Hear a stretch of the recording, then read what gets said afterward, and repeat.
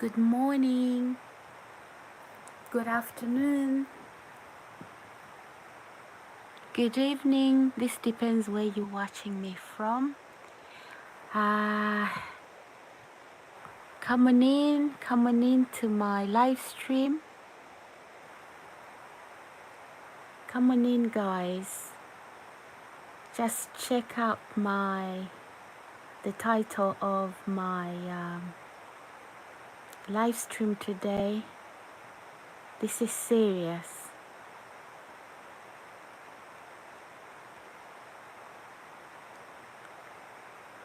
Let's have a chat.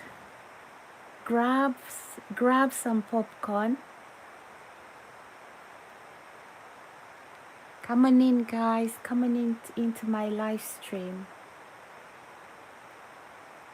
This is insane. What's this world coming to? Coming in, guys. Coming into my live stream. I need to tell you something. Wow.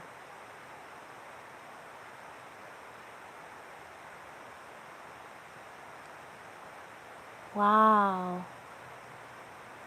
Hey, guys. Hey, everyone. Welcome back to my channel today. Wednesday, the 27th of November 2024. Today I am sharing a personal story that's a mix of betrayal, drama, and a twist that could only happen in a reality TV show. It's unbelievable. Grab your popcorn, please. This is a wild ride, guys. Coming in. It is a wild ride. What is this world coming to? Unbelievable. Wow. Good morning.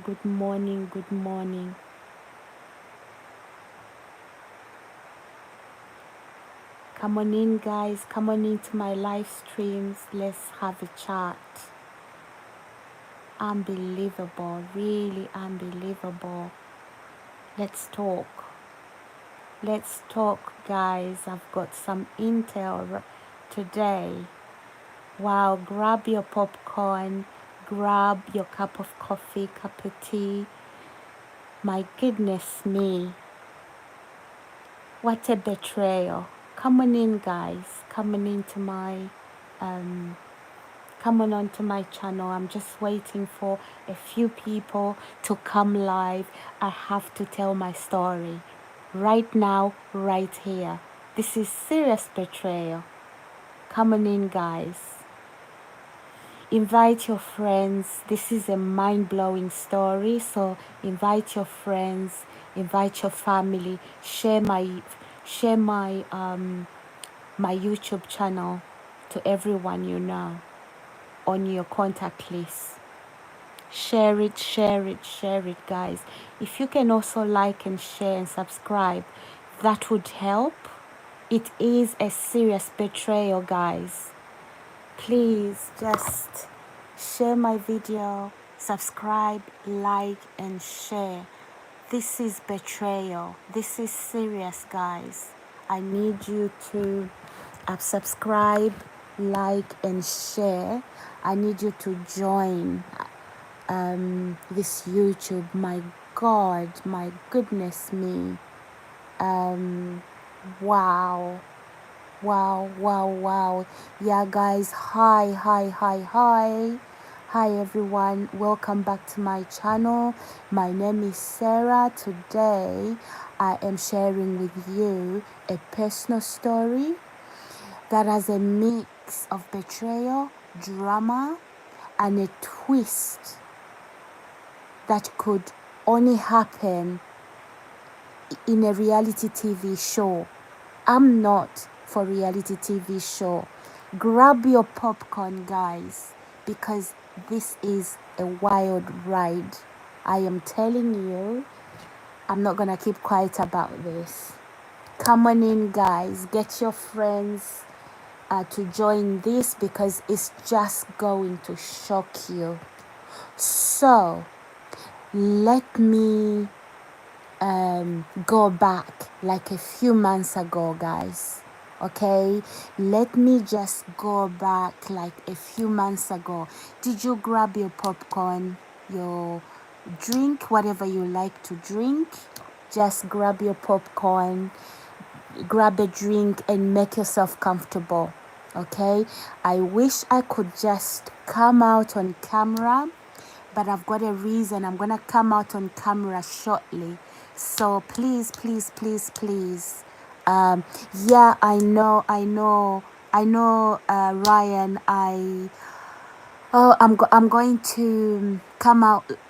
I'm going to come on camera, okay? Just keep watching. Just keep watching. This is drama. This is drama, okay, guys?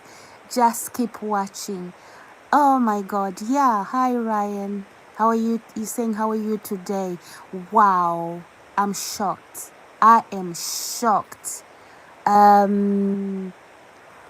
my goodness. Just invite your friends and family before I start spilling the beans right here, right now. This is shocking, guys. Oh my Lord. So yeah, like I said, let me take you back like a few months ago. Okay, just a few months ago.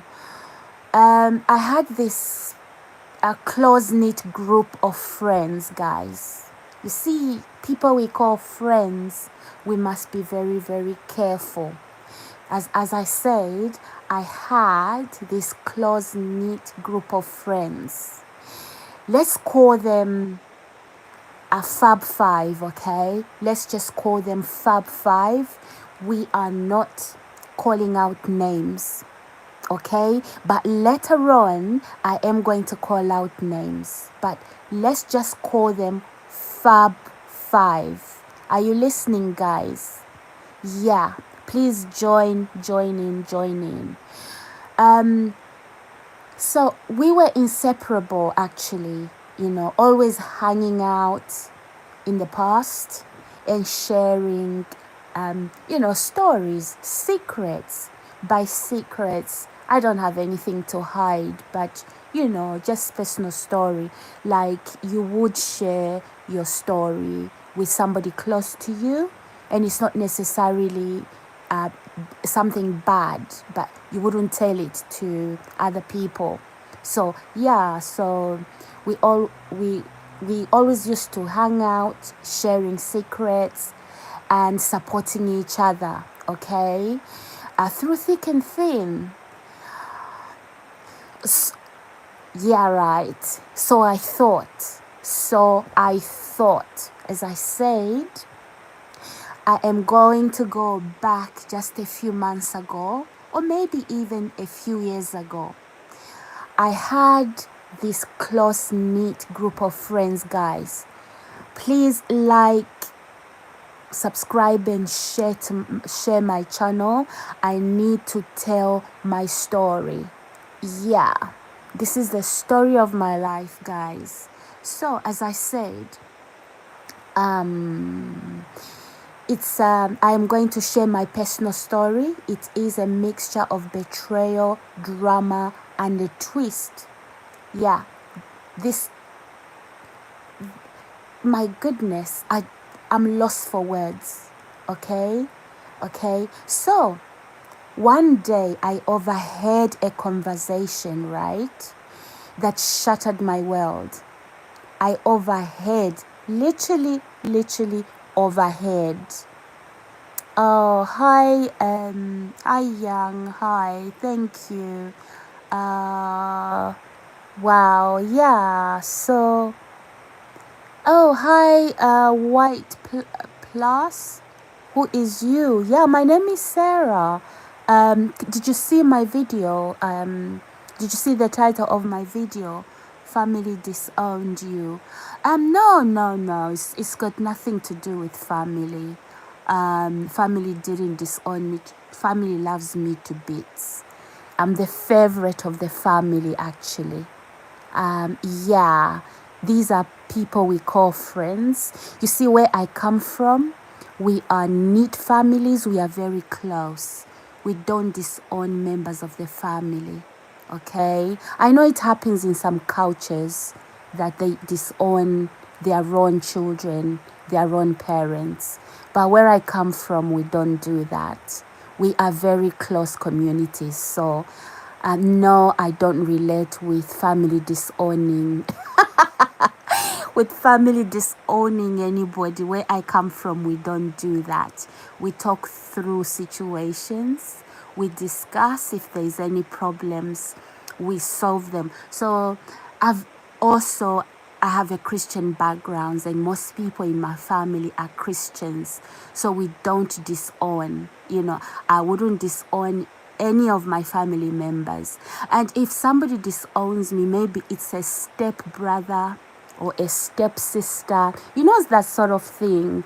Or it happens in polygamous families, And as you know, those family, when a man marries multiple women, yeah, and these women have children, and really, God says one woman, one wife. But yeah, so when a man is going to go out there and marry so many women and have so many children, guess what happens? Yeah, they're going to disown each other because, it's like they share a father and they don't share the mother. And those poor women brought in polygamy situations, they start to fight, and the children start to fight. I don't know anything like that, so no. Yeah, who is this White Plus? Oh, love you too, White Plus. Thank you. May God bless you. Um, yeah. Okay, so guys, as I was saying, let's talk about it.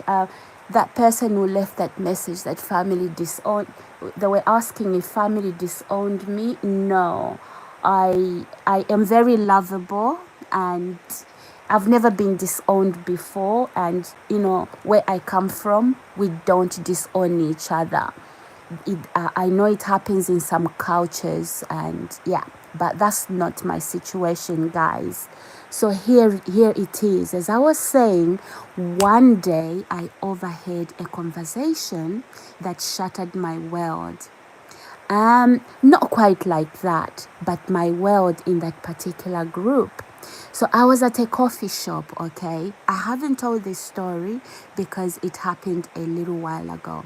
I was at a coffee shop and I spotted one of my friends.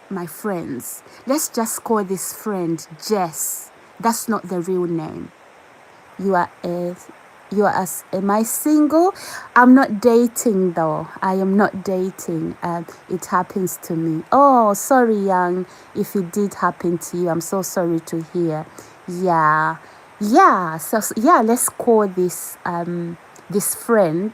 It's just I won't, like I said, I won't name names. So I'm going to call this friend Jess, okay?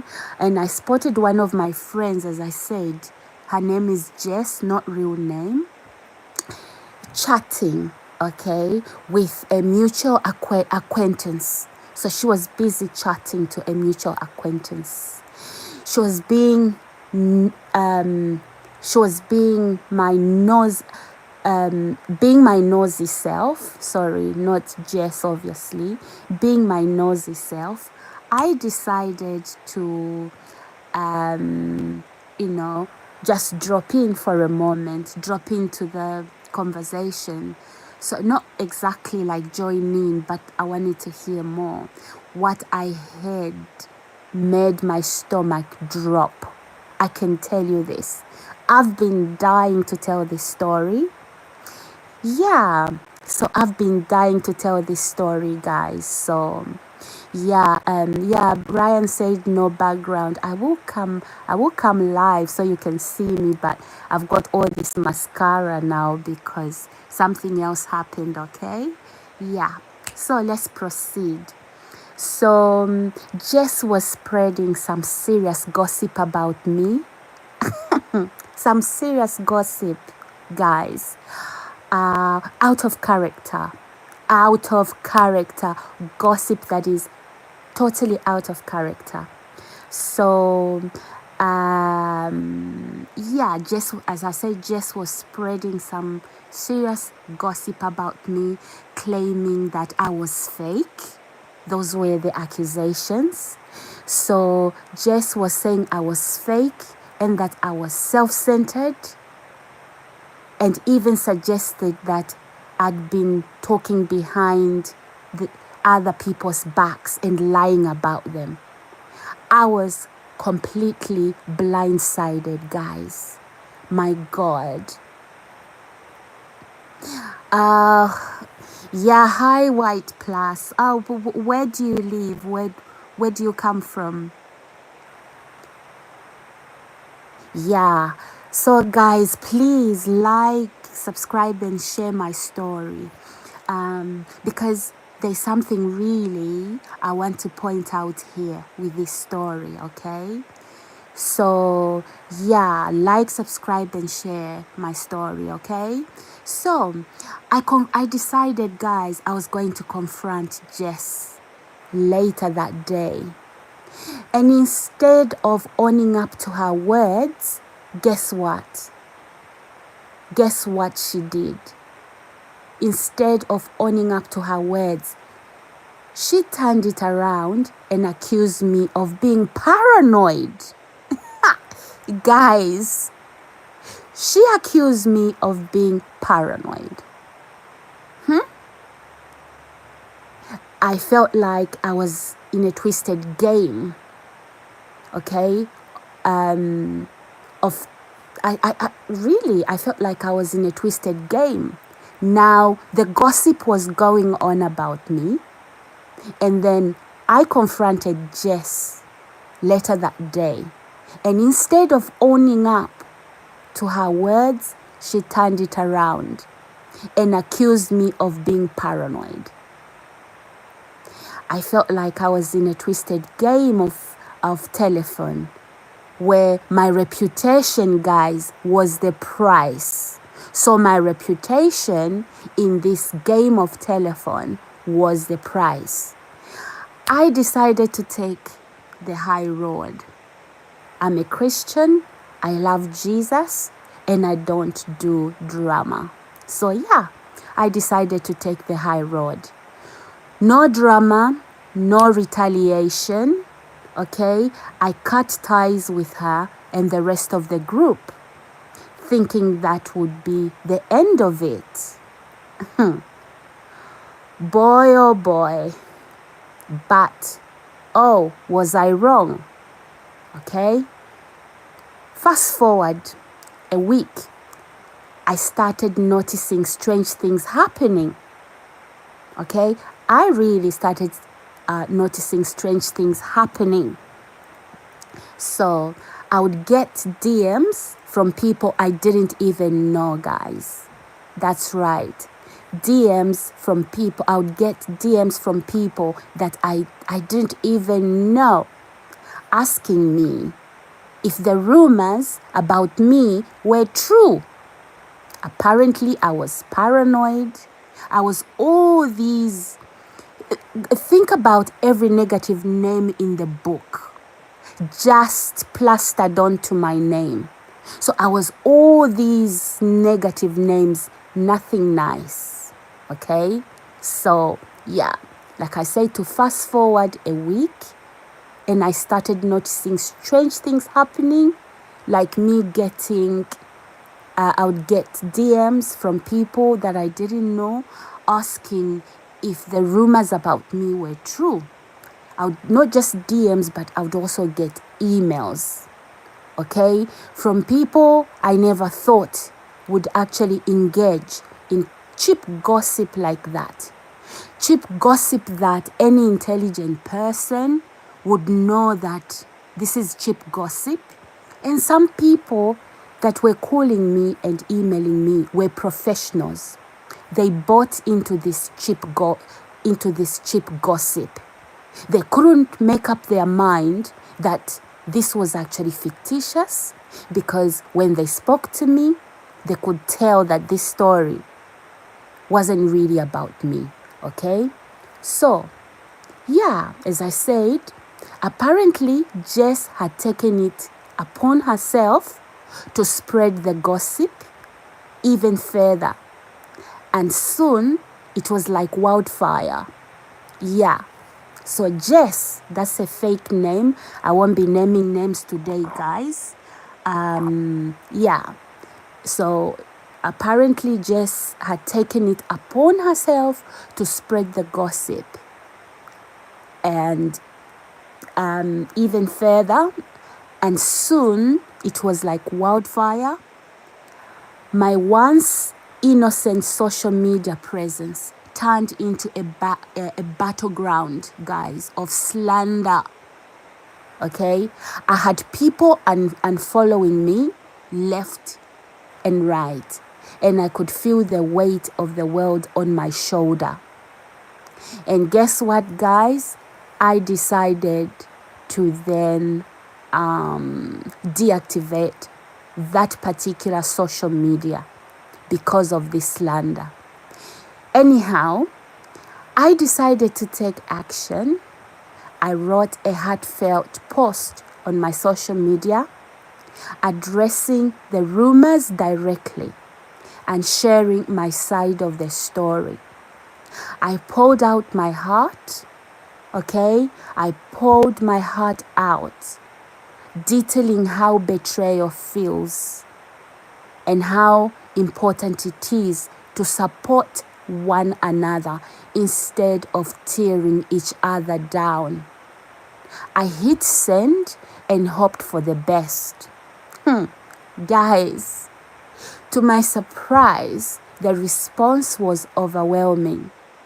My followers rallied around me, okay, sharing their own stories of betrayal and supporting me through the chaos. It felt like I had opened the floodgates, all right? At that moment, it did feel like I had opened the floodgates. Suddenly, I wasn't alone, guys. I wasn't alone. Are you sharing this video? Please do share, like, and subscribe. Invite other people to come on live. So as I said, to my surprise, the response was overwhelming, really, really overwhelming. My followers rallied around me, and they started to share their own stories of betrayal and supporting me through the chaos. It felt like, really, as I said, I had opened the floodgates, and suddenly I wasn't alone. Okay, my video addressing the situation went really viral, and I'm sure if you Google it, you will find it. It went viral, and people began to see Jess for who she really was. She recruited other people. She recruited people everywhere, at work where I went to work, in communities I lived and moved to, a toxic friend who thrived on drama. Guys, do you relate with my story? Who here can relate with my story? A story of betrayal. Okay, guys, let's continue. But here's the twist. Just when I thought the storm was passing, I received a DM from Jess. Okay? She claimed she wanted to clear the air and offered to meet up. I was torn. Part of me wanted to confront her and demand an apology, while another part thought, why give her the satisfaction? Oh, excuse me, let me speak. Lose my tongue. So I felt like that. It was a mixture of emotions. In the end, I agreed to meet, but only to tell her that her actions had consequences, okay? And that I would no longer tolerate her negativity in my life.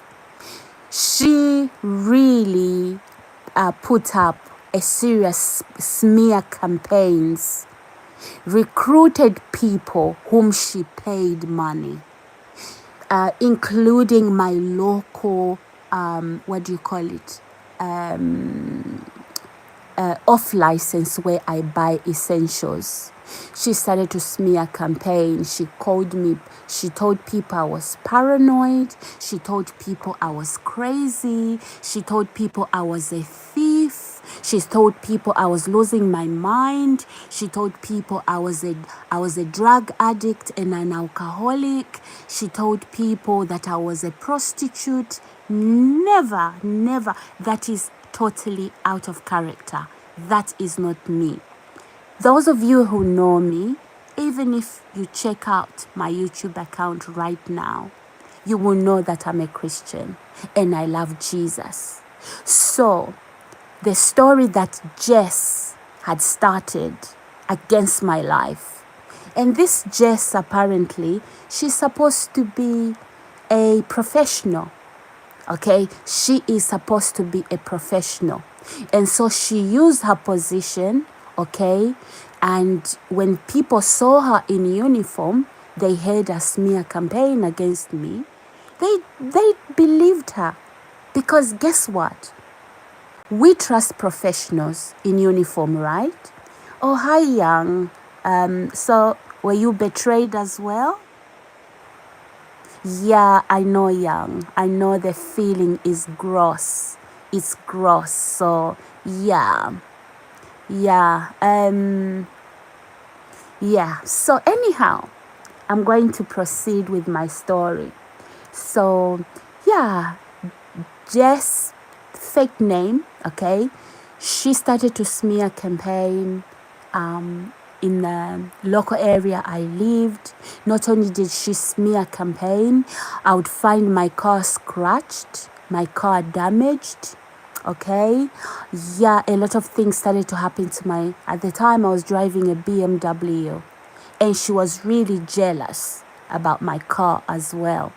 So, yeah, and this is somebody I thought was a friend to me, but I didn't realize that she was actually jealous of what I had and the person that I am.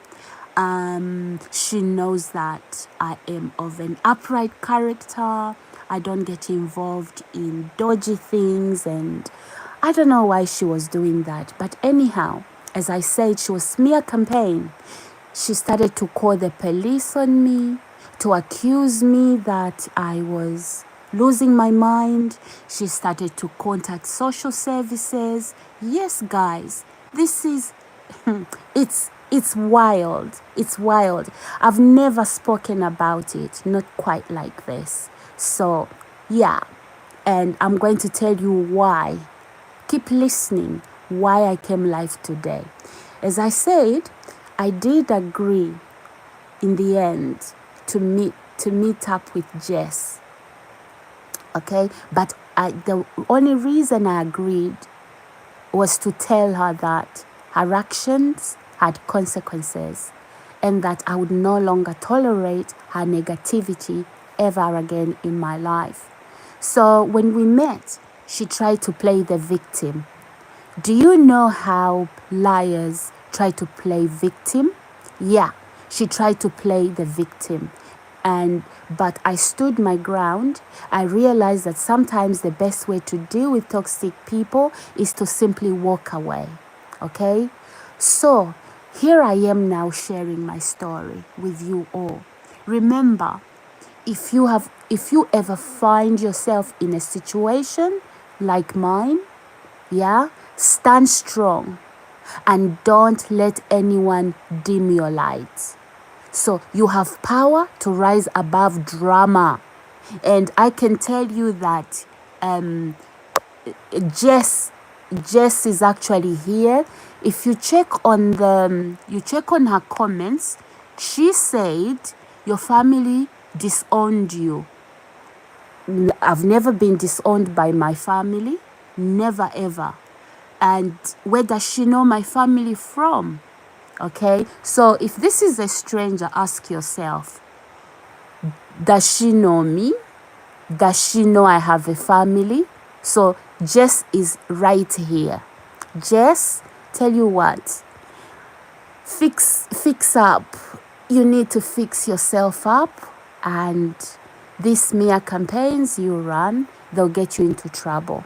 And here you are joining, coming on to my live streams and telling me my family disowned me. No, my family never disowned me, Jess. Where I come from, we don't disown members of our families. It happens in other cultures. This is why some cultures are very lonely. People die alone and nobody knew they died. Where I come from, we are close-knit families. So, and okay, it does happen in polygamy sort of like situations where a man marries so many women, and there's fighting, there's arguments, they don't get on. And that's really a shame, right? This is where it happens, where disowning comes in. A half brother and a half sister, they tell each other, you are not my sister, you are not my brother. Yeah, I've heard scenarios like that. I'm only giving you as an example. Where I come from, we don't disown each other. Okay, so this Jess, she's actually right here, but anyway, she won't comment again because obviously she knows that nobody has disowned me. She doesn't want me to speak up of my story. So each time I go online, Jess actually invite a group of trolls. They troll me, and some of them get negative. For example, when I'm sharing my faith, when I'm talking about Jesus, what Jess does is she goes vulgar. She starts to insult me, ABCD. Yeah, here on social media. She wants me to hide. She doesn't want me to even use social media. Okay, she has something to hide. She knows I'm speaking up. Jess and her group knows I'm speaking up. They are scared, really, really scared, because what Jess and her friends did, those smear campaigns were quite harmful. So yeah, as I said, here I am. I am now sharing my story with you all. And I said, remember, if you ever find yourself in a situation like this, stand strong and don't let anyone dim your light. Do not let anyone dim your light. You have power to rise above drama and turn the narrative around. Okay, thanks guys for tuning in, and don't forget to like, subscribe and share your thoughts in the comments below. Have you ever dealt with gossip or betrayal? Let's talk about it. Stay fabulous, my friends, okay? And so, let me tell you some of the things that Jess did, okay? So, Jess was after my income. I won't tell you how I make a living. I'm making a living at the moment. So what Jess went on to do, Jess with her group, they went on to start smear So as I said in my story, Jess took things too far. She started to smear campaign, accusing me that I was paranoid, that I'd lost my mind. And then she started to film me. So basically, she would, when she sees me walking, okay, in the neighborhood, let's just say we lived close to each other. She would film me, and then she would, with AI these days, she would manipulate my images, and then she would send those images to all kinds of places, accusing me of being incapacitated. She said I wasn't able to look after myself. She said that I was an alcoholic. She said I was taking drugs and alcohol. Guys, I must say this to you. That is totally out of character. I preach against drugs. I'm a Christian. I've never been an alcoholic before. I've never touched drugs before. She started to accuse me of illnesses that I do not have, mainly attacking my mental health. That's what Jess started to do. As I said, Jess, and then she had in this group that she recruited, she had officials, okay? She had officials. So, you know, when an official goes into a community and starts to warn people about a particular individual, isn't it, we all trust officials, right? You'd believe the story, and believe you me, it was a smear campaign. As I said, Jess took things up a notch, okay, with her group. And not only did they lie about my health, they started to lie about telling lies that I was on drugs and alcohol. I've never touched drugs, guys. I've never touched alcohol in my life. And then accusing me of immorality, you know.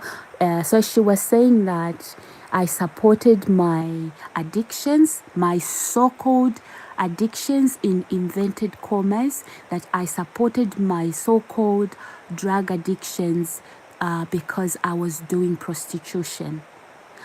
These are the smear campaigns that were going around. And so the entire neighborhood knew about me. So, for example, if I went into an off license, the people in the off license would start to look at me funny. And yeah, this was betrayal. These were smear campaigns. And Jess apparently got around to my family.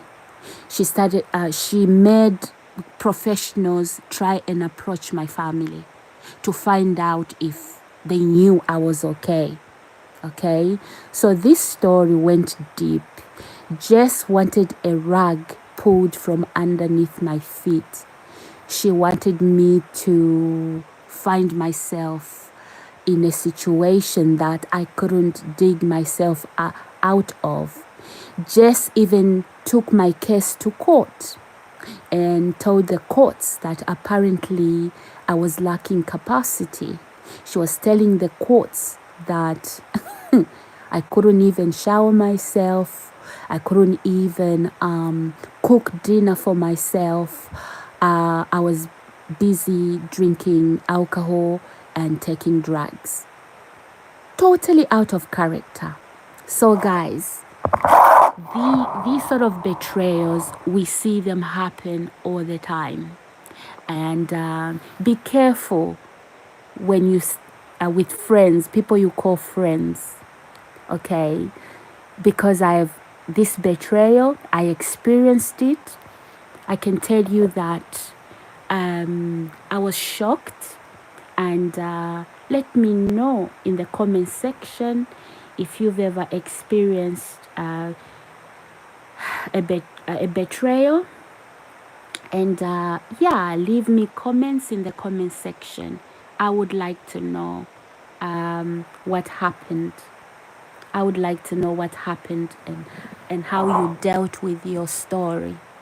So, yeah, guys, I just thought today to bring this story out and, yeah, talk about what happened to me. So what do you think, guys? What do you think of this story that I experienced? Hi, Samuel. Yeah, guys, what do you think?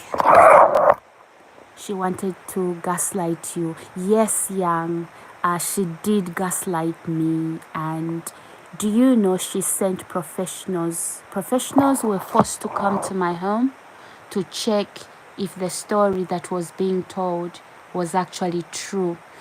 And yeah, like I said, you know, Young, she went on to say that she was lying to these professionals. And because I kept to myself, I wasn't seen anywhere, because I was keeping a very low profile to avoid, to avoid conflict with people. So Jess and her group took that as an opportunity to then start telling people that somehow I wasn't well, and yeah. So she was saying that I slept all day because I was drunk and high on drugs. Never taken drugs in my life, never taken alcohol in my life. So this is the story regarding my betrayal. So it's quite serious, guys. I am sorry that you had to go through that. I have been through similar. I actually stopped my social media till now so people can see what reality and truth really is. Oh wow, thank you, Young. Thank you for sharing your story. Yeah, you know what, Young? What Jess and her group did, the professionals that were dragged in, I don't know whether they were bribed, but some of them at first they didn't believe the story. They actually came to see me, and they found that the story wasn't true. And then one or two of them, I could see that they had been bribed. They started to hit hard on me, okay? And yeah, to the point where Jess took me to court, okay, telling the courts that they should take away my capacity, you know, and I was completely shocked. And so when the courts wrote to me to attend the court case, Jess used to steal my mail. Jess and the group, they used to steal my mail, the mail from the courts, so that I don't attend the courts, the court case, because they knew that when the judge sees me, that would then dismiss all their claims. And in fact, there was perjury. They also committed perjury because Jess, I don't know if Jess went ahead. I don't know which doctor would do that to generate false medical evidence against me to send to court. So the courts were being lied to in my absence. As I said, the courts wrote to me, I didn't see the letters, and that is why I didn't attend the court case, because they were stealing my letter so that the courts would make a decision, okay, in my absence. And then when the courts make the decision, that's pulling the rug from underneath my feet. Okay, guys? So this is the betrayal. And in fact, Jess has contacted some of the YouTubers. Okay? Some of the YouTubers that I've been communicating with, Jess has paid them money. Some of them have told me. Okay? Jess has not left me alone. Jess has told some of these YouTubers to pretend that they are in relationship with me. Okay?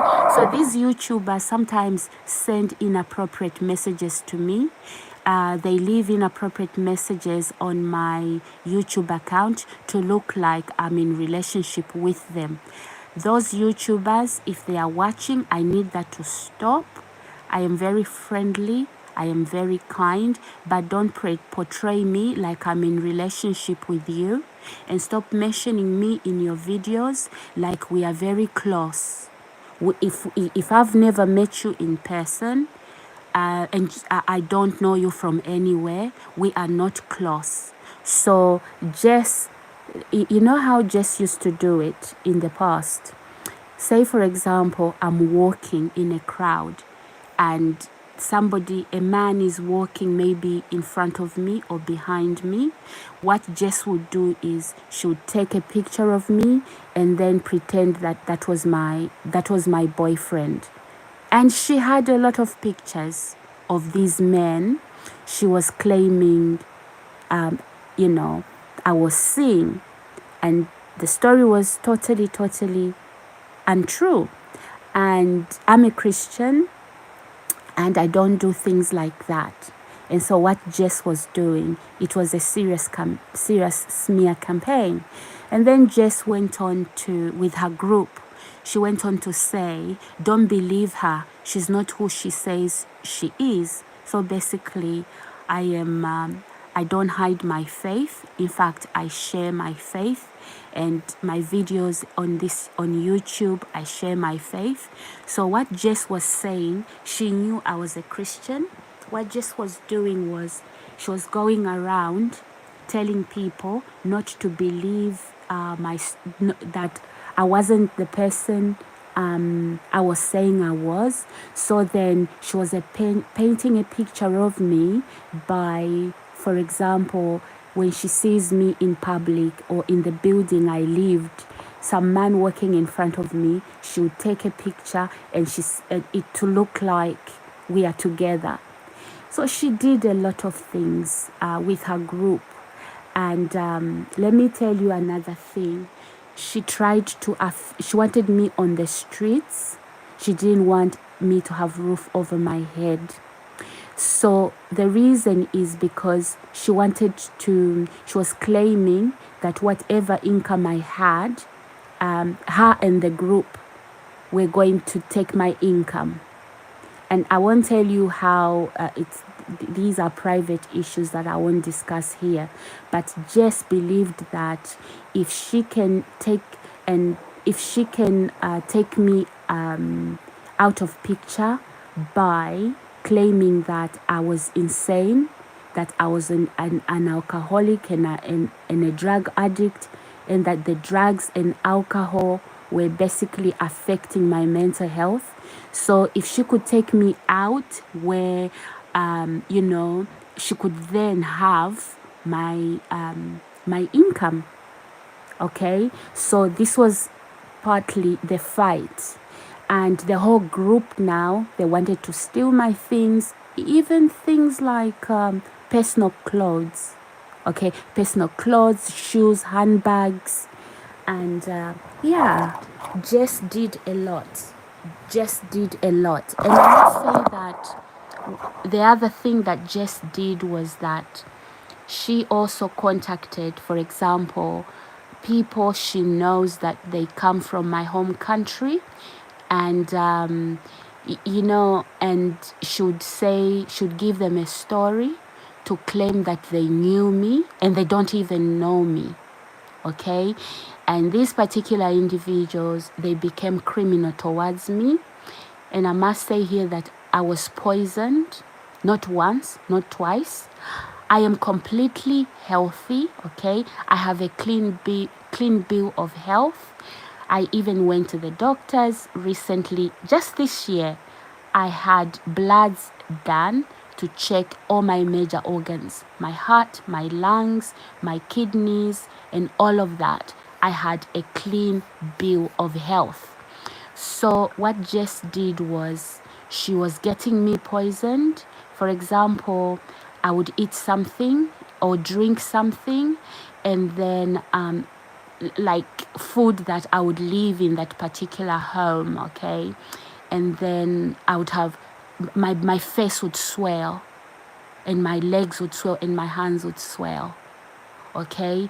And then, and then a lot of things would start to happen to me, and even my stomach, like having a running stomach all of a sudden, okay? So I realized I was being poisoned. So Jess was using people around me, people I trusted, to do that. Because Jess and her group wanted me dead and wanted me gone. They couldn't find me on the streets because the group started to threaten violence towards me. So I decided I was going to spend a lot of time indoors, okay, and hoping that Jess is sane enough in her group to move on and to leave me alone. But no, Jess, in fact, would come near my house, and even after I moved, and park near my house, waiting for me to leave.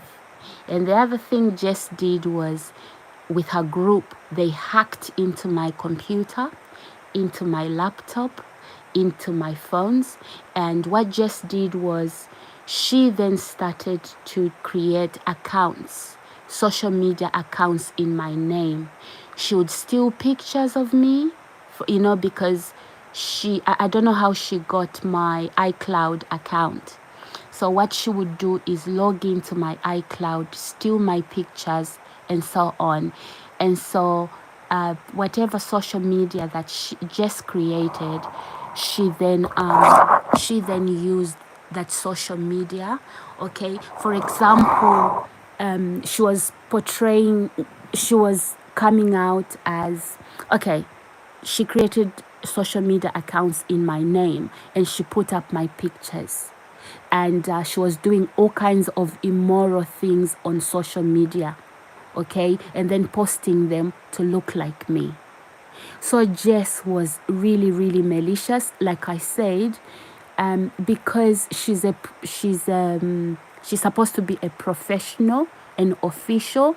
So this is why this betrayal went too deep and too far, because she knows how criminality works, and she did that to me. So these are some of the things that Jess did, like the smear campaigns. It just didn't end there, where she would go to communities, call the authorities, including police, including social services. And she really, really, really tried. Now, because she recruited many people, she even tried to bring in family members. Her story didn't add up. Her story didn't add up, even to date. Even to date. On social media, this YouTube account, she's been recruiting people, okay, contacting people I speak to on social media, and basically telling them lies about me, and then she would bribe them to pretend that if they are men, that I am in relationship with them. I'm not in relationship with anybody. And so these men claiming they love me, they miss me, and I'm like, no, I I don't know. I don't know this person from anywhere. So the whole point is, Jess has been trying to really destroy my life. As I said, she tried to stop my income and have it for herself. She tried to steal all my belongings.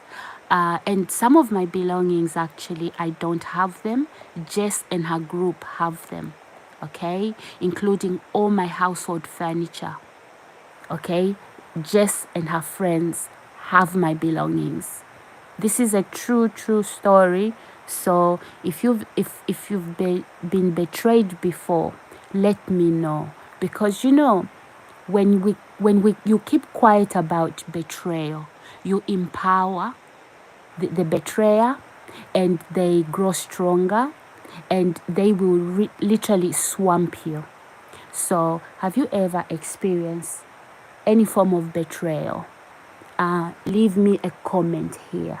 So as I keep talking, this is my story, guys. So I've been poisoned more than once, through food and drink. Okay, yes, I've been poisoned. Okay, and I know the people who literally poisoned me. They acted very friendly. They wanted me to let my hair down and trust them. And we don't go through life being, suspecting people to be evil. That's not how to live life.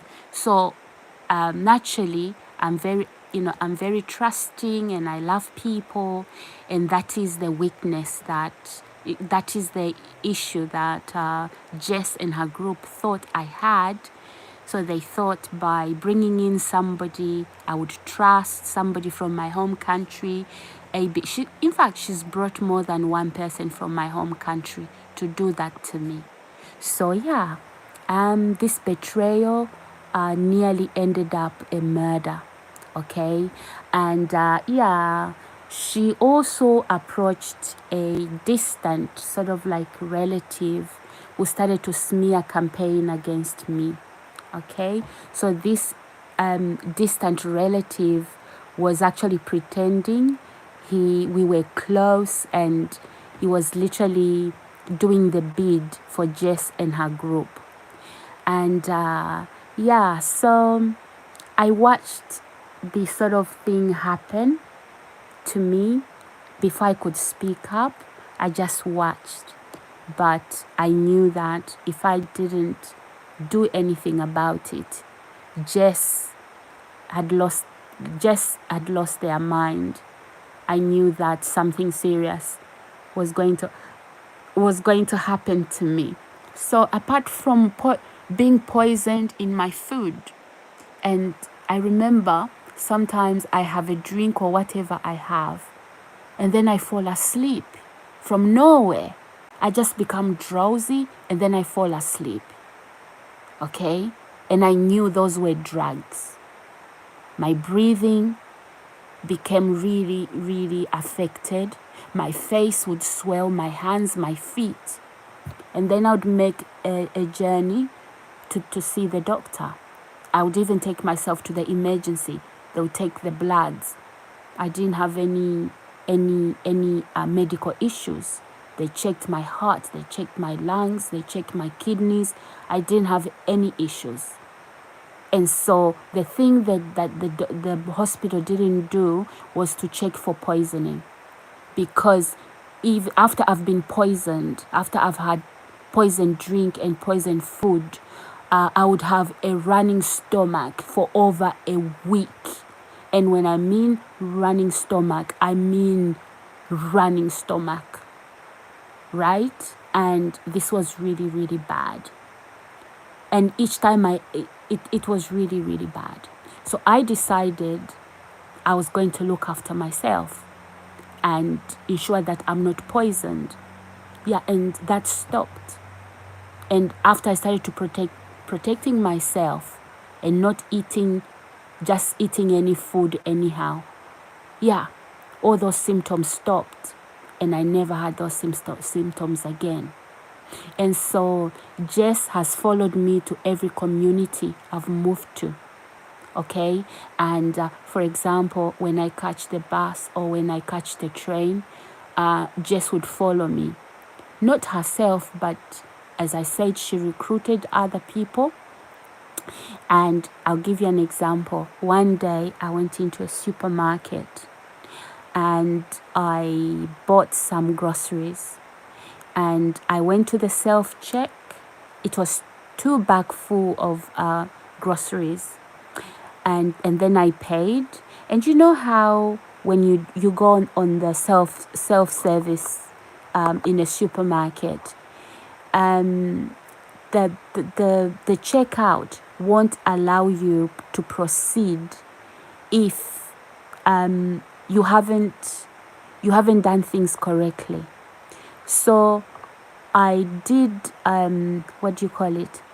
I did scan all my items, the items I bought essentials. So I did scan everything, and then when I finished scanning, and then I touched on the checkout, I needed two bags, and then it allowed me, and then pay, and then I paid, and then it gave me a receipt.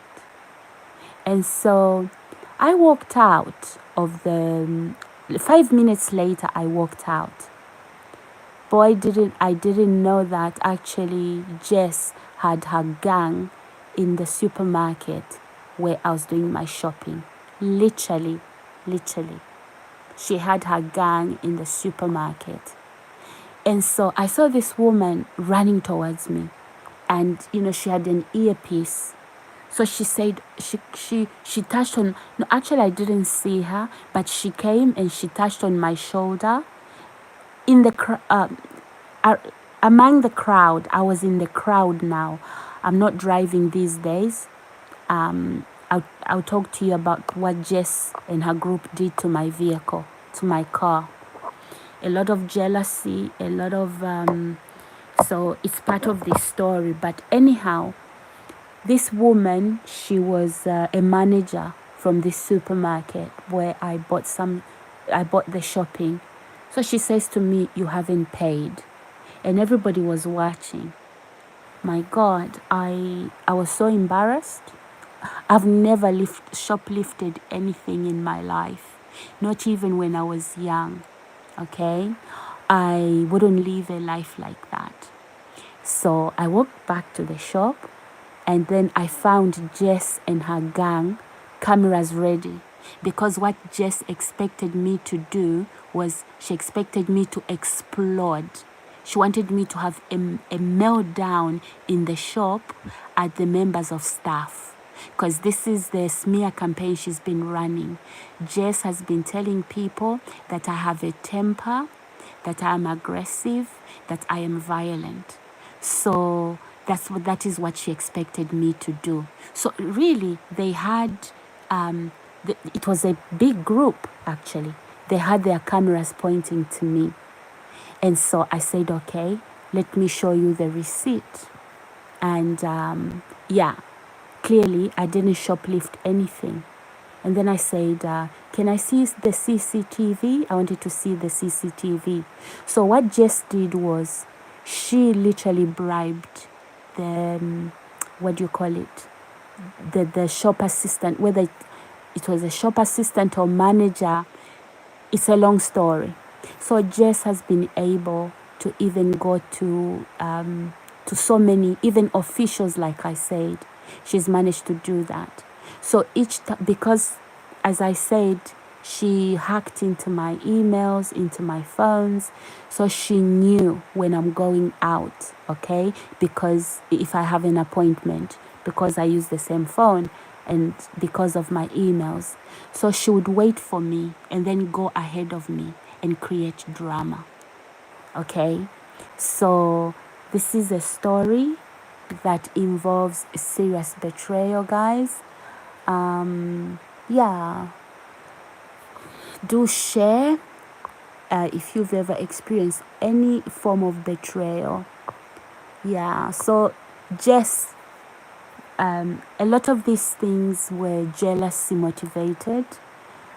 Jess didn't want me be seen, okay, in public for whatever reason. There was a lot of jealousy there. It's about the car that I drive, the clothes I wear, and how I look like. All that bothered Jess. And in a lot of ways, she wanted to be like me. And believe it or not, for example, when I put on a certain color, a certain outfit, or a certain top and trousers, she would wear similar things to me. If she hasn't got it, she would find something close to that. If she hasn't got it, sometimes she'll even go and buy it. And there's times when she would ask me, where did you buy this? Because she wants to go and buy the same thing, so that when I walk out, she would wear her dress as well.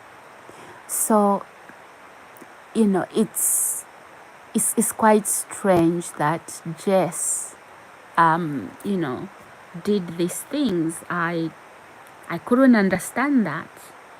I couldn't understand that. So, what is your story here? Have you ever experienced betrayal? And if you have, how did you handle it? Now, let me tell you how I handled my betrayal. Okay? I've told you about the level of betrayal. and some of the people involved who are professionals. And some of the professionals I met, it looked like they were bribed, some of them. And they tried, by me opening up to them, telling them my story, they tried to turn it into something that it wasn't. They thought I was naive. They thought that it was serious, guys. I must say this to you. But let me tell you what I did and how I survived my betrayal. Let's talk about Judas first. Judas in the Bible. You see what Judas did. Judas was very close to Jesus, and Judas, for the love of money, he went and he sold out Jesus, okay? And Judas betrayed Jesus with a kiss for 30 pieces of silver. That's right. The Bible says Judas betrayed Jesus for 30 pieces of silver. And there was Judas when he was on the night that he betrayed Jesus. He hugged Jesus and gave him a kiss of betrayal. We know from reading the Bible that Judas had told the Roman soldiers that the man that I kiss, that's Jesus. Because for whatever reason, Jesus' disciples, they all looked alike. And so they didn't know who he was. So Judas said, okay, the man that I kiss, he's the one. So, yeah, I've had such cases of betrayal where somebody is actually acting very friendly, or they are a professional, they care, they've heard your story, and yeah, and things like that have happened. Betrayal after betrayal after betrayal. So this is how I survived it. You know, Jesus understands what it feels like to be betrayed. To be betrayed by somebody close. To be betrayed by people you trust. Jesus trusted Judas. Do you know Judas? He was the treasurer. He kept the bag, the kitty, the money. Okay, so he was the treasurer, and Judas was actually a thief. And this is maybe, I'm actually thinking that because of his character, was he deliberately made to be the treasurer? You know, because so that, you know, when the money goes missing, the treasurer isn't accused. So it was, that responsibility was given to Judas. Not because he was trusted, but because he was a very dubious character. He was unscrupulous, that he went on to betray Jesus. So the way that I survived, I looked into the Word of God, and I looked at how Jesus had dealt with betrayal. You know, that is how I survived my betrayal. And my faith in Jesus, my faith in God, I could have really helped me navigate this very difficult situation. And it lasted for a long time. It lasted for years, actually. Okay, the situation, the betrayal situation, because the group soon became a large group. Eventually, some of them, they started to call themselves all kinds of dark names that I won't mention here. Okay, I won't mention what they were calling themselves. They wanted to see me dead. Okay, not just with the poisoning, but even attacks on the streets. Okay, when I leave home, they were prepared to attack me because they didn't want me to speak up. They didn't want me to speak up. When I tried to report to police, they told the police that I was crazy. They even brought in somebody very distant who was supposed to be a relative to lie about me. How did they find this somebody? Your guess is as good as mine. So as I said, they hacked into my gadgets, into my phones, into my emails, just to pry. They were looking, in fact, they wanted to find dirt on me. They wanted to find dirt. They couldn't believe that I was clean. Okay? I was squeaky clean in terms of crime. I've never committed crimes in my life before. I've never been arrested for committing crimes, not even in my teenage years. I'm an adult now. I've got young adult children, okay? And I wouldn't start a criminal, whatever, profession at my age. Maybe I would have started when I was in my teenage years or in my early young adult age. But at this age, being accused of the things that Jess and her group was accusing me, that was insane. So as I was saying,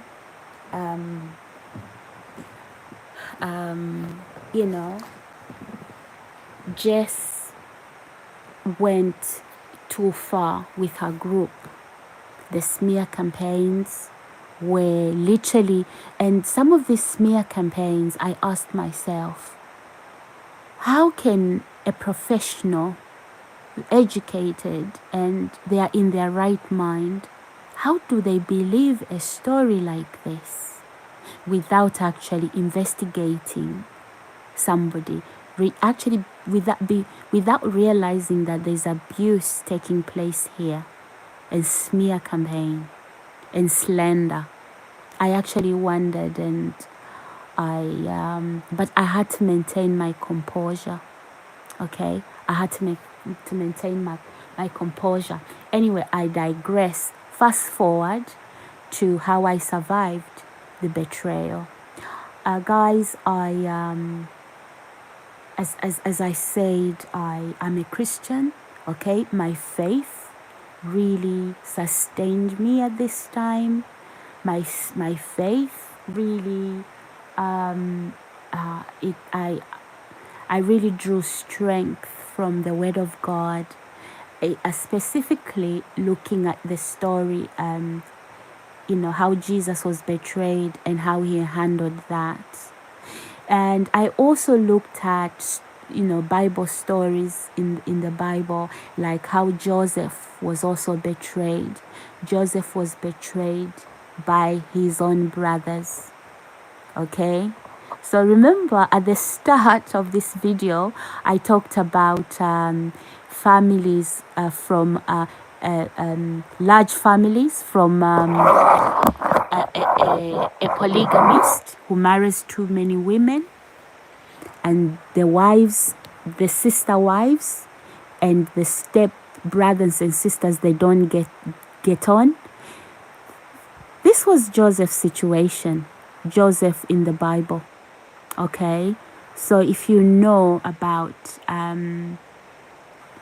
Jacob and his wives, his many wives, and other concubines that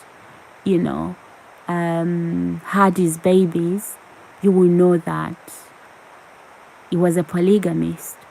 And so we see that because of that,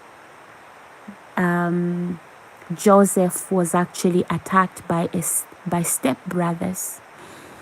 It's very rare to find stepbrothers and sisters who actually get on, and especially if the parent is maybe elderly and they're about to die.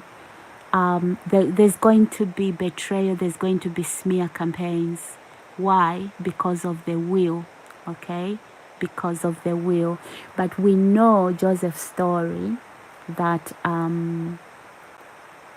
Joseph was hated because he was loved by his father. Why was he loved by his father? He was the youngest. Not only was he the youngest, but if you know the Jacob story, Jacob went to Laban, okay, his father-in-law, and he wanted Rachel for a wife. And so Laban made Jacob to work for him for 7 years so he can have Rachel for a wife. And so after 7 years, Jacob, it was time to hand over Rachel to Jacob so she could become his wife. But then what Jacob did was he tricked Jacob and gave him Leah. Okay, so Leah was the older sister, and it says Rachel was very beautiful.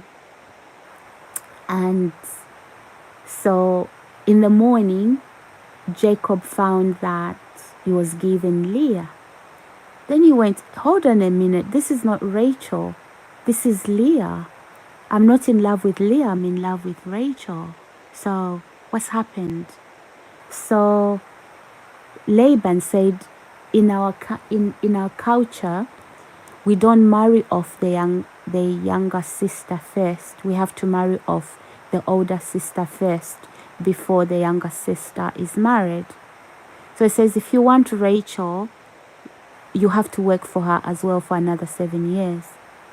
So because Jacob loved Rachel, you can't erase love from your heart. So yeah, 7 years went by so quickly. And then he was given his wife, Rachel, that he wanted. Leah was inconvenience. He didn't love Leah, even though she was given to him first. That wasn't his choice. That wasn't his choice until he saw Rachel. So he then and then after that, obviously, Jacob, we know about how he became very rich. He also looked after his father-in-law's livestock, the sheep, and we know how he gained his wealth is from looking after his father-in-law's sheep. And obviously Laban says, how do I pay you? And then they came up with a deal that, okay, the spotted sheep or cows that would belong to him, all of the spotted ones. And so this is exactly what happened. And Jacob ended up owning most of the livestock because of that. Anyway, he did some tricky things as well. But anyhow, that's not the story for today. That's not the message for today. But yeah, so Jacob had to leave, and he left in a hurry. He left with his wives, his babies, his livestock, or everything. And when he left, Laban wasn't home. Okay, he wasn't home. They ran away. So obviously, we see that that is the story of Jacob. And so I fast forward. Joseph was Rachel's son. Initially, Rachel was barren. No, actually, and it's not Rachel, it's Rebecca. She was barren. I beg your pardon, it's not Rachel, it's Rebecca. She was barren. And then Leah wasn't barren. And then, there was a lot going on there. If you read the Bible, you know the story. So eventually, Rachel had a baby, okay, eventually, but after so many years. And, you know, so that is why Jacob loved Leah. Sorry, that is why Jacob loved Joseph more than all his sons, because number one, he was the youngest. Number two, he was Rebecca's son, the girl he loved. You know, the other girl was forced on him. He didn't want her. You know, you can't force people to be in love with you, can you? And so, yeah, that created a lot of problems for Jacob. Now, this is why Jacob was hated by his stepbrothers. And so they betrayed him. And you know, the way they betrayed him, because he was the youngest, he stayed home. And they went in the field. They were shepherds to look after their sheep. And because they'd been out all day, Jacob sent Joseph to take lunch for his brothers and just to check on their welfare, really, if they were okay. And so they saw him coming, and he had a nice coat of many colors in the Bible that Jacob made for him. And you know, he had these dreams where God showed him that the you know, God showed him dreams that when you interpret those dreams, they interpreted that his mother and father and his brothers would bow down to him one day. And so he told these stories to his father, and basically his brothers, they became bitter, you know. They became jealous, they became bitter. Never share your dreams. Never share your real dreams.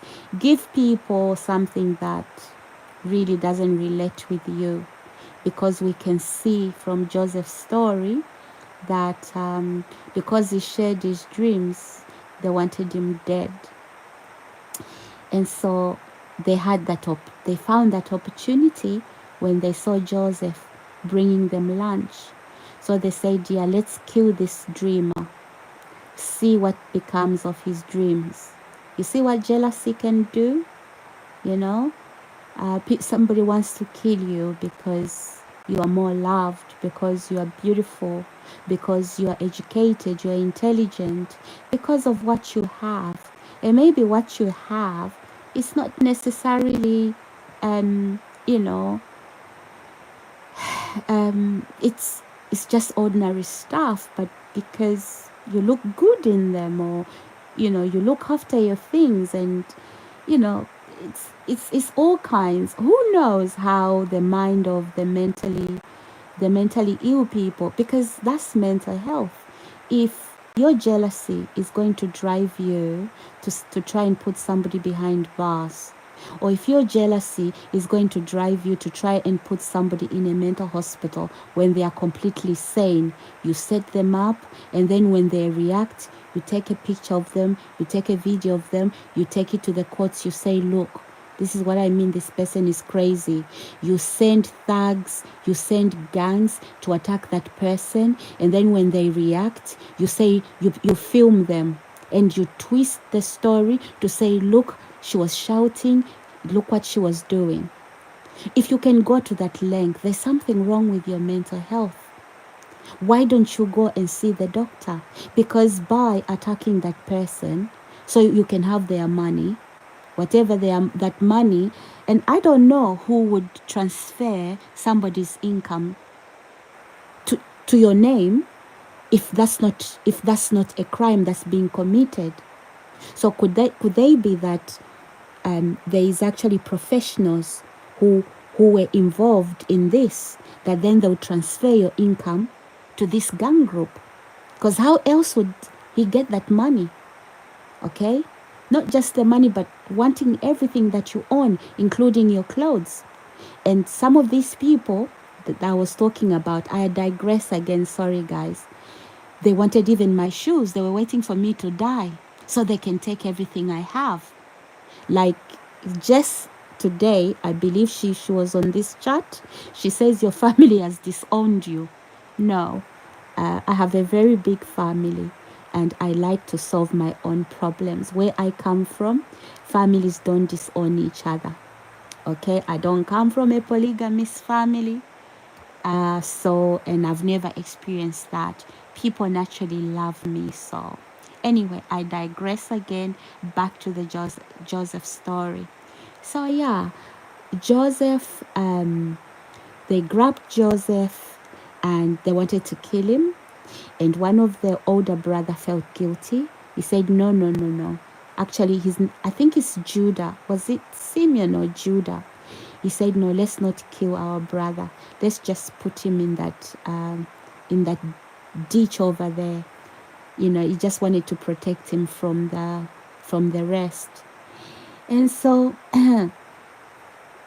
whilst after they put him in the ditch, they saw traders coming on camels. So they decided to pull him out of that ditch. And they sold him to the traders.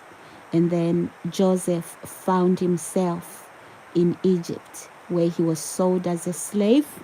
And let me tell you something. When Joseph got to Egypt, he was handsome, a very handsome young man, very good looking, that Mrs. Potiphar wanted. Before I get there, he was made in charge of Potiphar's household.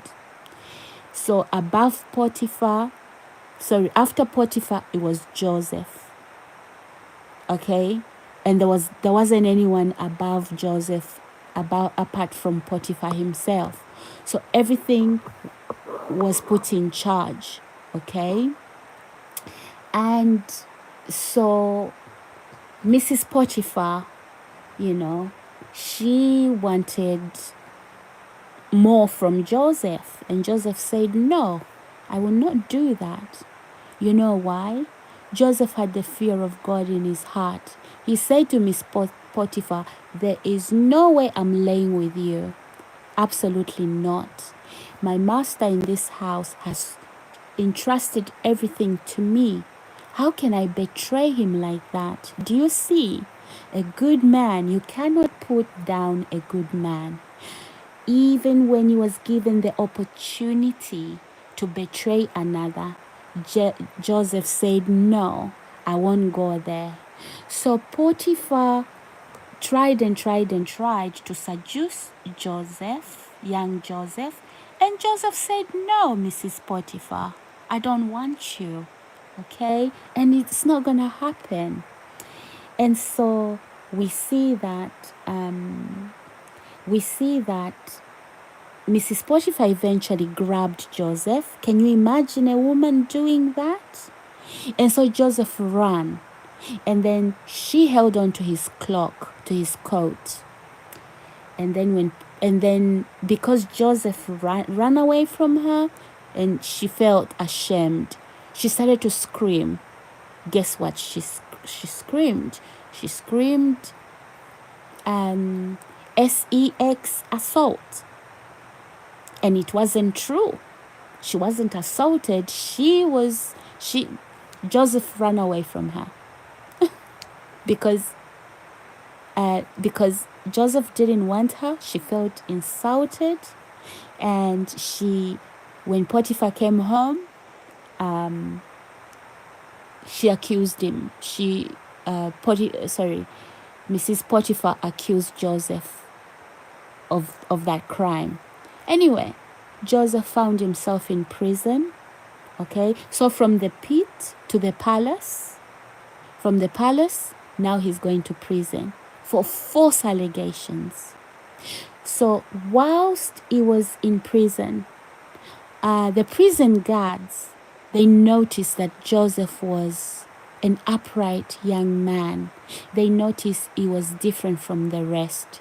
Why? Because Joseph had a God, and he loved God, and he wouldn't sin against God. And so there came a time when Joseph was in prison, and so there came a time when the butler and was it the butler and who else?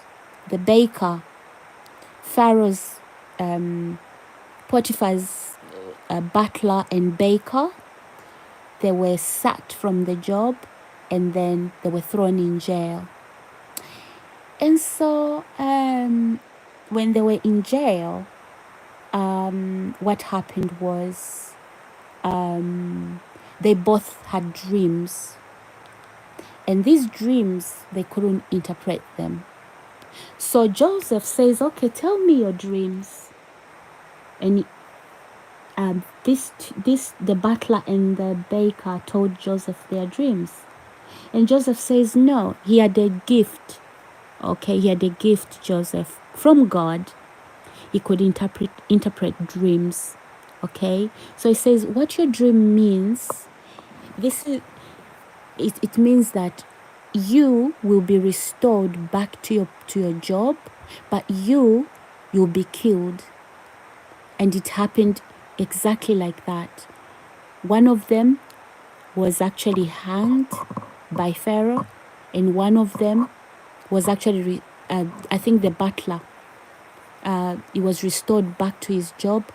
The baker, he was killed by the Pharaoh, and it has happened exactly that way. And so this is where now, what's his name? The Pharaoh had a dream. The Pharaoh himself had a dream. And so he told it to the magicians, to the soothsayers, to these funny people, and to the magicians and all of them. He says, I have this dream, I want you to interpret it. None of them could interpret it. Then the butler remembered Joseph. Joseph told the butler and the butler that don't forget me, but he completely forgot. And so when the Pharaoh had this dream, you see, God always brings up opportunities. You can't put a good man down. It's impossible. So never web a bunch of lies against a God-fearing man or woman, because tell you what, you are webbing that for yourself. It's very dangerous when you try and maltreat or false accuse somebody who bows before God. And if you think God is a myth, I feel sorry for you, because I digress. Let me continue with my story. So, this is what happened to Pharaoh. He had a dream, and nobody could interpret the dream, not even the wise men. They couldn't interpret the dream. And then what ended up happening was that the butler said to Pharaoh, you know what, when you put me in jail, that's what the butler was saying to Pharaoh. He says, I met a young man in there by the name of Joseph. I had a dream, and so did the baker, and we had a almost similar dream. And so Joseph interpreted the dream, and he says, within so many days, I would be released from jail and given back my job. But then the dream that the baker had, Joseph interpreted the dream, saying to the baker that you will be killed after so many days. And that's exactly what happened. So Pharaoh sent for Joseph, okay? And Joseph was released from jail. And Pharaoh had this dream about 7 fat cows and 7 thin cows, and the thin cows swallowing the 7 fat cows, and something about the corn, 7 thin corn swallowing 7 fat corns. And so Joseph interpreted that. He said to the Pharaoh, that's very easy. The 7 fat cows that were swallowed by the 7 thin cows, this is what's going to happen. The next 7 years, there's going to be abundance in the land.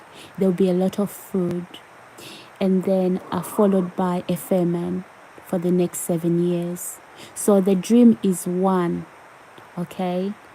Then, oh my God, then that is when Pharaoh then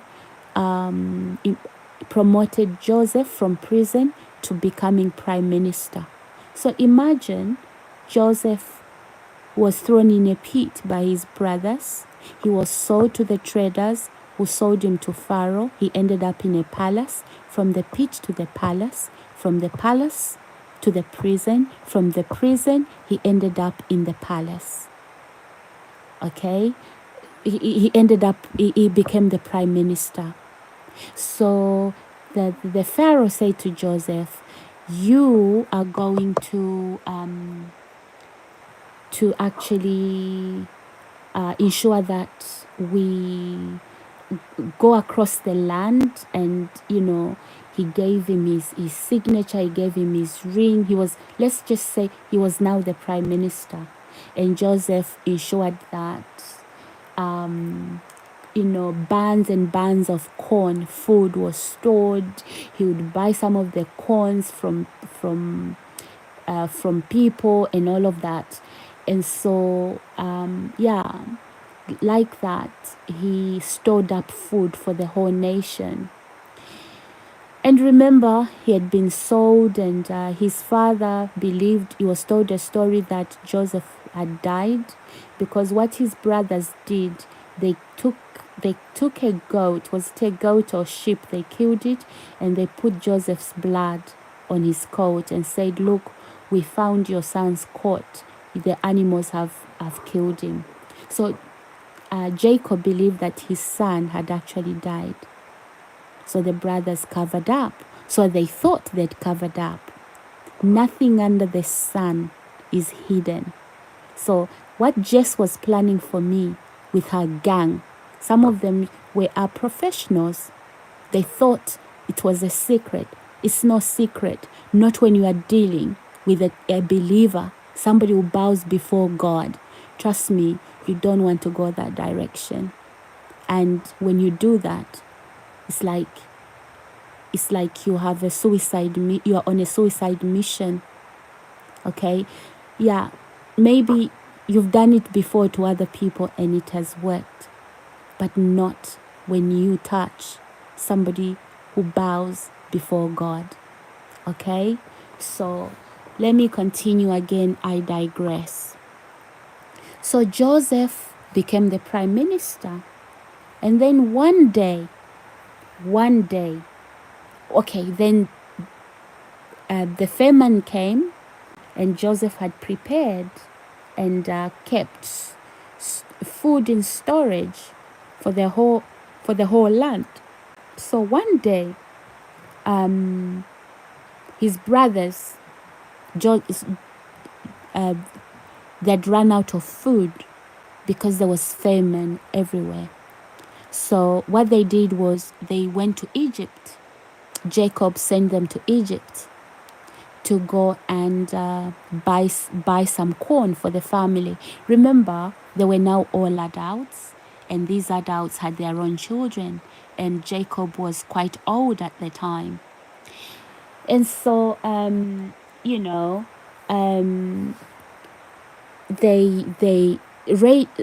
Rebecca had another boy, Benjamin, that is Jacob's brother from the same mother and same father. Okay, so Rebecca had another boy, Benjamin. So Benjamin went with the brothers to fetch for corn. because of the because of the because obviously there was drought and there was famine in the land. So when they arrived in Egypt, Joseph recognized his brothers, but they couldn't recognize him. Joseph had changed. Okay, he was shining like a diamond in the sky, so they couldn't recognize him. Remember, he was the prime minister, so he looked good, and he even had a wife. He had 2 children, and yeah, so there they were bowing down. And Joseph remembered that dream where the sun and the moon bowed down to him and the stars. So the brothers, when that dream was interpreted, it meant that his mother and father and brothers will bow down to him. And so he saw them bowing. So you see, be very careful who you attack. Be very careful who you think you can kill. Jess, I digress. Back to my story, fast forward. So Joseph then decided to do a trick on them, the way he was going to introduce himself. And you can see that Joseph wasn't bitter, okay? He didn't seek for revenge, okay? So he didn't seek for revenge, and everything Joseph, the dream he had about the sun, the moon, and the stars bowing down before him actually came true. So Joseph wasn't bitter. He was loved by his father. He was loved by God. And Joseph was a good man. You cannot put a good man down with smear campaigns, with lies. I don't care who's behind you. A corrupt official, a corrupt police officer, a corrupt social worker, corrupt doctors, corrupt whoever, corrupt landlords, corrupt property managers. You cannot put a good man or woman down. You can even employ stepbrothers to and pay them money. Okay? You cannot put a good man or woman down. Look what happened to Joseph. These were stepbrothers that did that to him. Okay? And now listen to this. That's not the story. That's not our story today, but let's keep moving on. And so what happened then was that these men were given a place to sleep because they had a long journey from their home country to Egypt. So they were given a place to sleep, food to eat. In fact, Joseph recognized who they were. So Joseph told the members of staff who packed their food, he says, okay, what you should do is you should put the silver cup in the youngest brother's sack of whatever, corn. Because Joseph wanted to test his brothers to see if they had changed. Okay? Because sometimes you have to test somebody who comes to you when they've tried to kill you, and you have to test if they've really changed. So this is what Joseph was doing. So he knew that Benjamin was his brother. So the people that packed their food, the members of staff, they put that silver cup belonging to Joseph into Benjamin's bag. And so after they left, and also they put their money back. So the money they were supposed to pay for the corn, they put it back in the bags. And then after they left the following morning, they were followed by, people from the palace, from the Pharaoh. And they said, okay, what have you done? So where's you've stolen the Pharaoh's cup. So the brother said, no, we don't do that. So then they searched the bags, and they searched the bags, and even the money was there that they paid for corn. It was returned back. Then the money was found, the cup was found in Benjamin's bag. Oh my God. What happened was then Joseph had instructed them to bring Benjamin back. Then the brothers pleaded. The brother says, no, you can't have Benjamin, because our father, when he realizes that Benjamin is not with us, he's going to die, because his brother, one of our brothers, died. So our father is very old now. So anyhow, Joseph demand, and then one of the elder one said, okay, I'm going to stay on Benjamin's behalf. So they said, okay, go, and and so they went, and they went to their father. He says to them, go to your father and bring your father along with you. I want to meet him. Anyway, when they arrived home, they explained what happened. So, no, before then, they explained what happened. And so they went back again for the second time. And that is when Joseph opened up to them and said, actually, I am your brother Joseph. Okay? I am your brother Joseph. And Joseph cried. He didn't cry because of what they did to him. In fact, when Joseph cried out loud like that, he asked everybody to leave because he didn't want to expose them, because he had forgiven them. Okay? Because he had forgiven them. That is Joseph's character. Okay? Because if he was somebody else, he would have said, do you see them? They are my brothers. They sold me into slavery, and now they are coming to bow down before me. But he didn't do that. He didn't let anyone know. So what they thought they were killing Joseph. They thought they had sold Joseph to Egypt. What they didn't know was that was God actually who did that to preserve the family.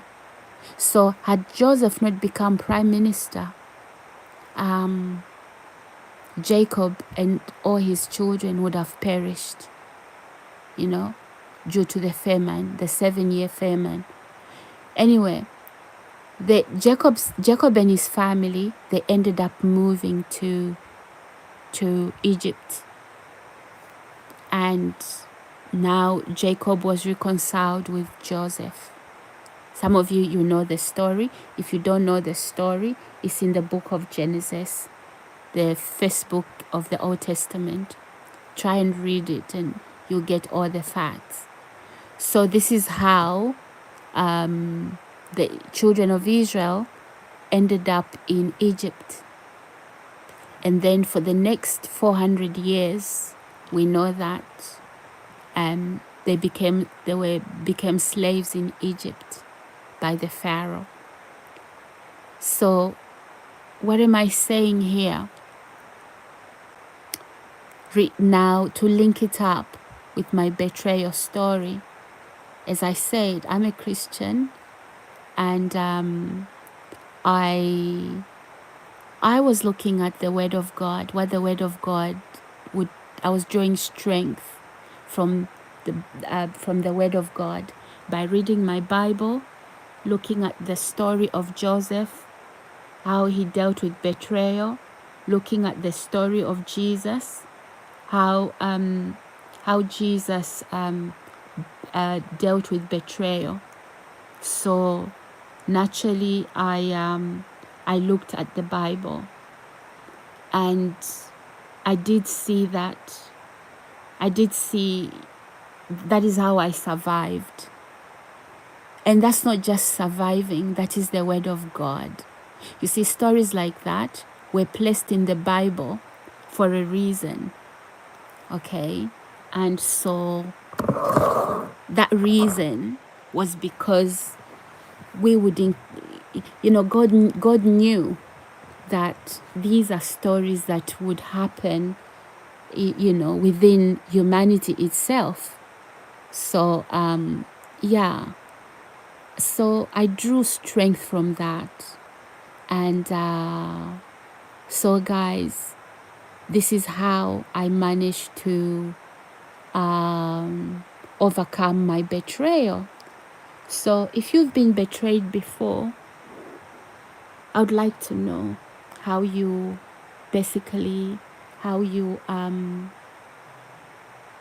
coped with your betrayal. How do you survive it, especially if you have hundreds against one person? Remember, was it 10 brothers against one? And it's not because Joseph was a bad guy. No, he wasn't. They were all jealous. Even me, I've met people who are supposed to be professionals. They take a good look at me, they join the bandwagon. And I'm thinking, wow, when they hear my story, of course. So betrayal at that level does sting, but I can tell you that there's no amount of betrayal that can destroy you if you put your trust in Jesus, because he too was betrayed. And what I also learned from that, I learned the wickedness of man. I learned, and I've studied a lot of characters. I've had people bring me around them and trying to lure me into a pit. And you know what? I've survived that. I've survived by not even just really being able to read a person. Okay? But did I allow myself to become paranoid? No, I didn't.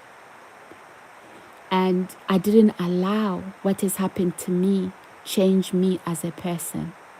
I didn't become hateful. I didn't become bitter. You see, what happens is when you become bitter and hateful, that's like you drinking poison, hoping that the other person will die. So bitterness is a poison that will affect all your relationships. That's why you have an individual like the one who came here saying, oh, your what's this? Your family disowned you. No, none of my family disowned me. My family loved me so much. Like I said, I do not come from a family with those men who marry a lot of women and there's bickering in the family. I don't come from a polygamist family, and we don't do that where I come from. And it does happen in certain cultures because of lack of family ties. Where I come from, we are close-knit families, okay? We are not,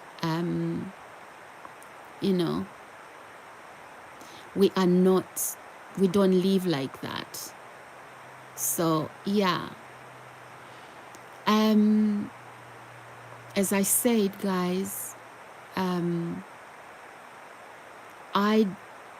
drew strength from the Bible, and I drew strength from the Bible from God's word, and I also really was prayerful. And right now, looking at my betrayers, and some have jumped the bandwagon as time goes on. As I was saying in my story, Jess followed me in every community, including at university, including polluting senior members of the university and students, neighborhoods where I lived, landlords, property managers who colluded actually to have me killed. And I've never heard a story like that before, where a group of people would collude to kill somebody. And so when I spoke up about what they wanted to do to me, and even kidnap, I was nearly trafficked as well. Okay, a lot happened. So not only did I draw strength from God's word by reading stories in the Bible like Jesus' betrayal, Joseph's betrayal, but God also opened me up to what people are like. And some of these people, believe you me, they call themselves Christians. And when I started to speak up, some of the people became very aggressive because they knew people I know, and they knew that I was going to speak up. So they started to say I was falsely accusing them. You see what the guilty does? They try and cover back before they are caught. Why do you need to cover back if you are innocent? If you are innocent, you are innocent. Because what that person is accusing you of, it won't be proved. It goes by evidence. But a lot of these people that were recruited in my case to betray me, a lot of them, they jumped on the bandwagon. Yeah, there's financial benefits from it. Some of them thought they could buy houses and cars from having me killed, whether with poison or whether kidnapping me, whichever way. There were so many ways. How did I know they were planning to kidnap me? Because some of the people who were recruited to do that to me, they spoke up. Okay, they spoke up, and that is how I knew. And so,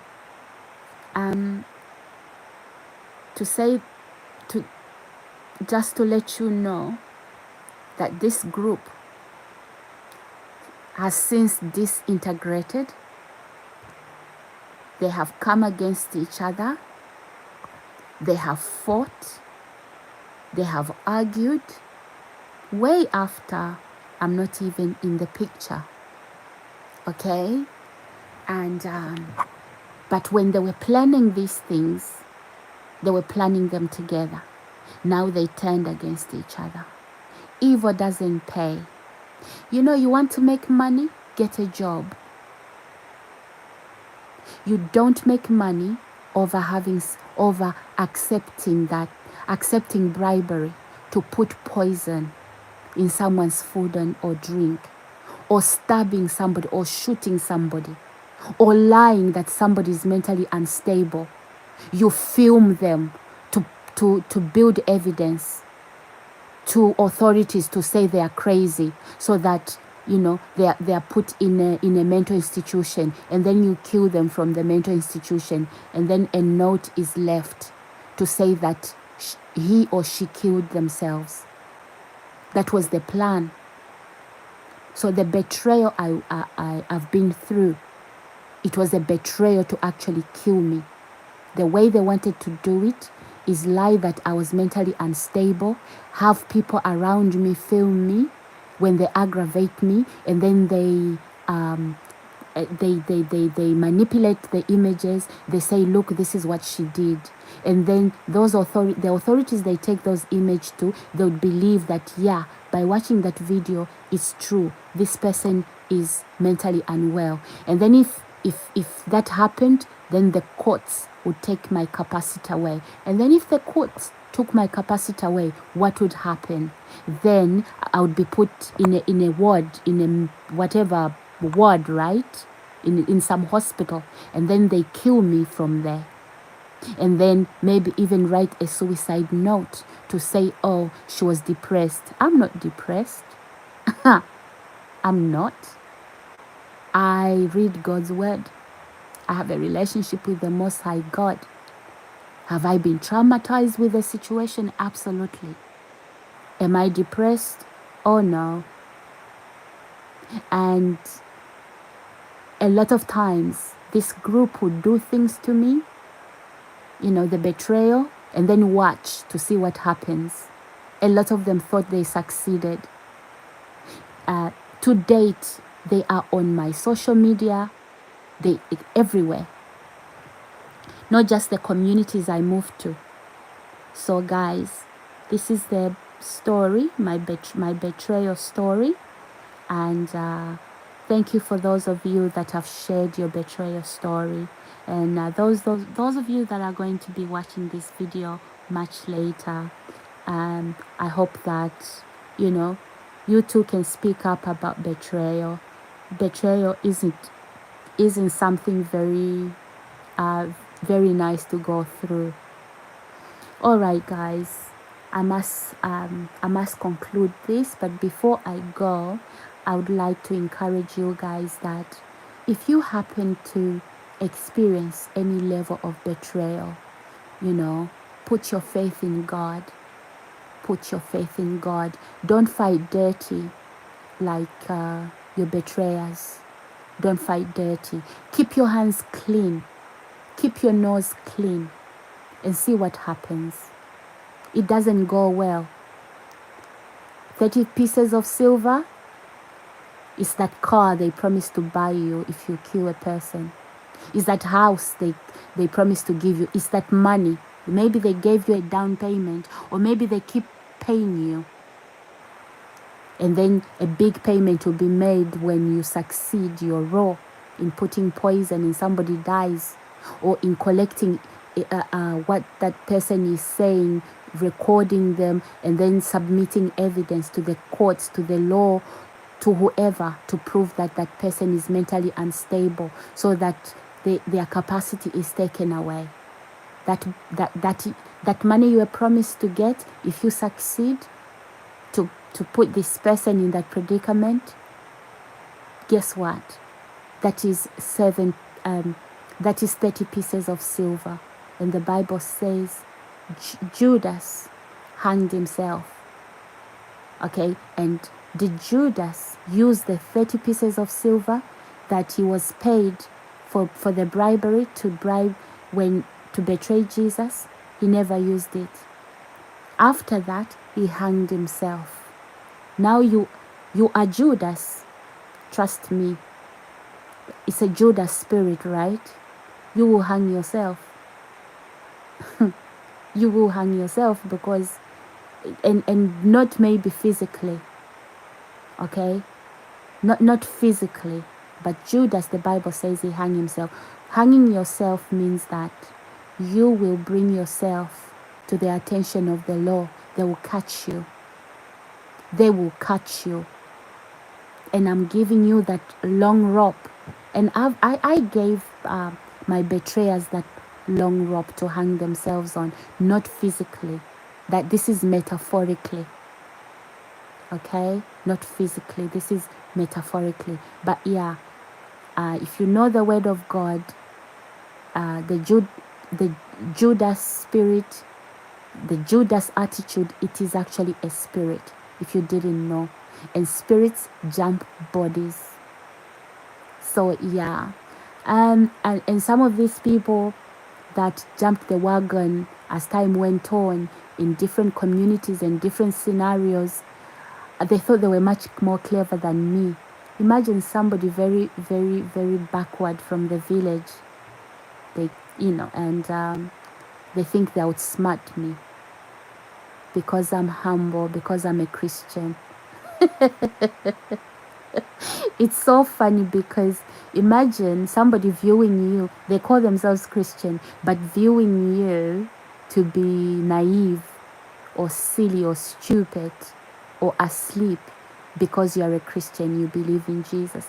I believe in Jesus. I'm a God-fearing woman, but naive and stupid, nah, that's not my name. That's not my name. But in a lot of ways, I did put my head down so that I could actually understand what was happening around me. So yes, guys, this is my betrayal story, and there's a lot of Jesses out there, okay? And if your name is Jess, I'm not saying that every Jess does that. It was just the name that I chose to I didn't want to name the person, the people behind it. So the leading person, I call them Jess. All right? All right, guys. Thank you so much. May God bless you. I know that if you need to listen to the whole video, so don't listen parts of the video and then start to come up with stories. Okay, listen to the whole video, listen to how I started it, and listen to how it went. So don't come up with funny stories here. If you have to listen to the whole video to understand what it's all about. Okay, guys, stay blessed. May God bless you, and I will see you in my next video. God bless you. Bye.